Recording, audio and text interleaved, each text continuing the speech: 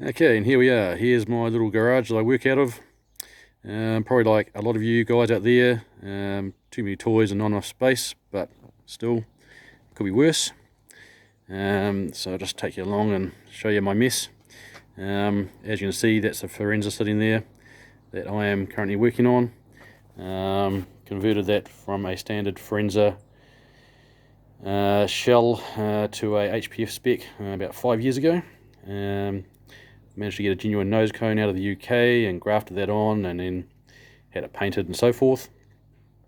Got it mobile with a stock standard little Bedford motor sitting here, just to get me mobile, and that had a 5-speed behind it, as you can see there, little Toyota W50 5-speed, which even though I didn't have much power, it's amazing how much difference a nice little gearbox can make to just the performance and the way it drives. So that got me mobile for a couple of years, and always knowing though that I would want to upgrade it down the track, which is what I'm currently trying to do. So to upgrade it, I was going to go with a fairly high performance Vauxhall 2.3 motor, which actually I started building, and you can see over on the stand here, if I was to pull up this cover, you'll see I've got too many stuff here. You can see I've got a little 2.3 sitting here, and that's got flat top pistons and was a basis for my starting point here. And I was sort of working through the procedure of getting that built and installed when another engine came up online, which seemed like a far more attractive deal, so to speak. So I'll show you that just here now. So as you can see, that is a Lotus motor, and that comes from a Lotus Excel that was parted out, and it came complete with the W58 Toyota gearbox behind it, which is a nice little upgrade to standard, to say the least. And so at the moment I'm sort of back onto this after a few years away from it, just busy with other things, and sort of lost my mojo a little bit, to be honest, on it. Sort of fell in the too hard basket for a while, but as of late I have been able to just get another dose of enthusiasm, and I'm back into it and quite looking forward to seeing it finished now. To start with, I had to paint the engine bay. When the car was originally done, it was green, a terrible green colour really, and I knew that had to change, but I just thought I'd deal with the engine bay later on down the track after having the car painted silver, and that's what I've done. So I obviously pulled the old Bedford motor out of it and sprayed the engine bay black, which is standard for the HPFs. And then I set about installing the Lotus motor. So those of you who sort of know the history of Lotus and Vauxhall will know that they're fairly similar configuration, and in fact the mounts are in identical positions to the Vauxhall Bedford engine, and so it currently sits on the standard Vauxhall engine mounts, which you might be able to see there. The only thing I've had to change is the gearbox crossmember.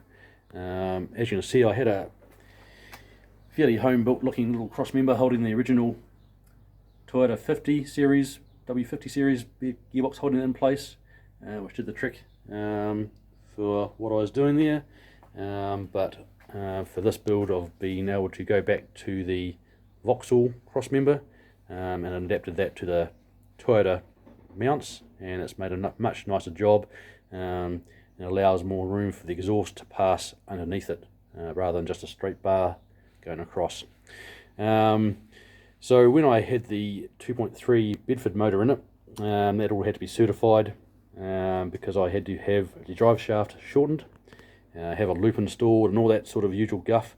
So it's certified for that already, and being that the Vauxhall and Lotus engine are the same size, and the W series Toyota boxes are essentially the same size and share the same yoke. That was a fairly simple job of, well, no job at all really, of mating the already modified drive shaft up to the new W58 gearbox. So that side of it's fairly straightforward, and that I don't have to do any rework, except, as I mentioned, just change the cross member to a Vauxhall one, which just keeps it a bit more standard looking and factory looking. So at the moment, as you can see, the motor is sitting in the car, mounted where I want it to be. I've got my clearances, the old standard sort of finger clearances that you need, you know. It's tight. As you can see, I had a little bit of an oopsie trying to get it in, bit of paint off there, but it does have clearances now, which I'm happy with. Lots of little jobs, you know, as you guys know, fitting any sort of engine to a car, let alone one that's not made for it originally. But you know, I have a list going. As you can see here, I've got my clipboard and my list going of things to do, which is 2 or 3 pages long, and things to buy and all the usual sort of stuff you've got to do. So I'm just trying to get organised and get this thing just done and on the road. Like little jobs like the little neck here, you can see here, the original XL one would face I think forward here to come into the radiator, which just got too tight. So this one is actually off a turbo Esprit, which, because the way they mount sideways, the Esprit, they have a whole different neck situation. So that one faces obviously this way and will come around nicely to meet the radiator over here. So just little jobs like that. I've had to source some specialist parts, but I'm sort of well on my way now to getting this thing sort of finalised. Had some steering column issues to go through. These engines are quite a bit wider in the bottom end than the Vauxhall one, than the Vauxhall unit, and wider again than the 907 engines, common to the Jensen Healey's and so forth. This being the 912 engine, 2.2 litres. They just had a bigger bottom end basically, later in the later engines, and so that caused some issues with the steering column clearance. I've managed to work through that now, and I have clearances which I'm very happy to report, and that is probably one of 2 major jobs that had to get sort of nutted out, and then the last major job will be having some headers made up. As you can see, it's all pretty tight down here, so that's going to be a fun job for somebody. Not for me, that's beyond my skill level, so somebody else will do that for me, hopefully. And then once those jobs are sort of done, then the rest is really just straightforward bolting things up, you know, and get the car running. So this is where I stand today. I'll just take you for a quick look around the workshop just to show you my other car, being the Viva GT, which I've had for quite a number of years. It's also been neglected the last few years. It hasn't been on the road, so that's going to see some attention probably this summer as well, and just needs a warrant and registration renewed, and away we go. This is running a 2.3 Vauxhall motor. It got some fairly serious treatment quite a number of years back when I owned the car originally. Had Chevy flat top pistons and stainless steel valves and all that usual guff put in it, but it's really due for a rebuild. But it's a good little runner. It just needs a little bit of love and time and care like most old cars, but love this car, and we'll get that running again soon. So just back over to the Firenza here. As you can see, it's you know, typical sort of rebuild sort of stuff, covered in junk and books and text and all the usual stuff you've got to do when you're doing this, and nothing too extraordinary there. As you can see, if I was to come around here, it's got I did upgrade the seats. They are from a Rover Tomcat, just a little bit more supportive than the standard ones, and pretty basic black interior as per the Vauxhall Firenzas.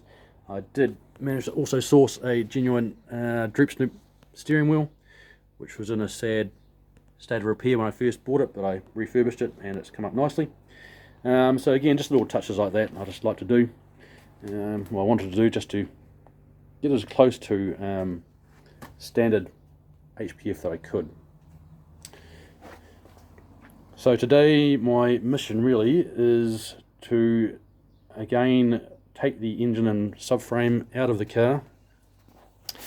Now that I've got my steering clearances where I need them, I can happily start moving forward again. So basically what I need to do today is lift the car up off the subframe and drag the whole front end, engine and gearbox out from under the car.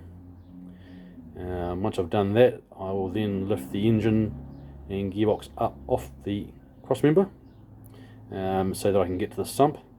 The sump had to be cut to clear the crossmember slightly. Had to take a little bit out of it, nothing too major thankfully, just enough to obviously give the usual tolerances.